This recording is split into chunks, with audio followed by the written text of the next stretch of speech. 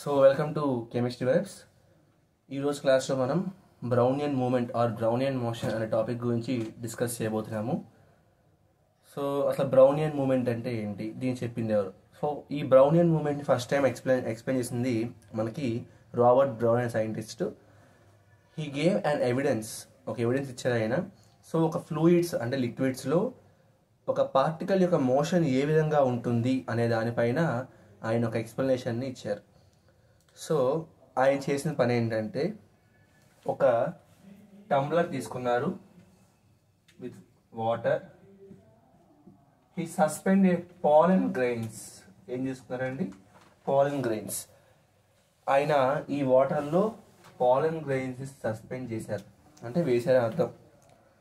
So ఆయన అలాగా పాలన్ గ్రెయిన్స్ని suspend చేసిన తర్వాత మ్యాగ్నిఫైయింగ్ గ్లాస్ని యూస్ చేసి వాటి యొక్క మూమెంట్ని అంటే అబ్జర్వ్ చేస్తే అది ఎలా ఉందంటే irregular motion or zigzag motion అని చెప్పని ఆయన చెప్పారు. So irregular or zigzag motion.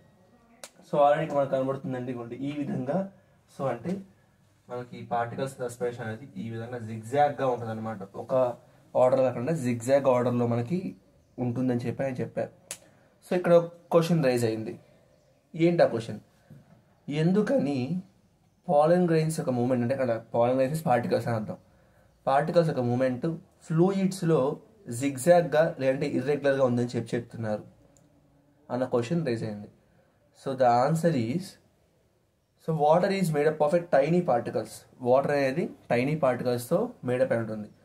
So ఇక్కడ విషయం ఏంట్రా బాబు అంటే, ఎప్పుడైతే ఆ టైనీ పార్టికల్స్తో మేడప్ అయిన వాటర్లో నేను ఈ పాలన్ గ్రెయిన్స్ని సస్పెండ్ చేశాను, అప్పుడు ఆల్రెడీ ఆ వాటర్ మాలిక్యూల్స్ అనేవి పార్టికల్స్ అనేవి మనకి మూవ్ అవుతూ ఉంటాయి, మూవింగ్ పార్టికల్స్ కాబట్టి వాటర్లో ఉండేవి.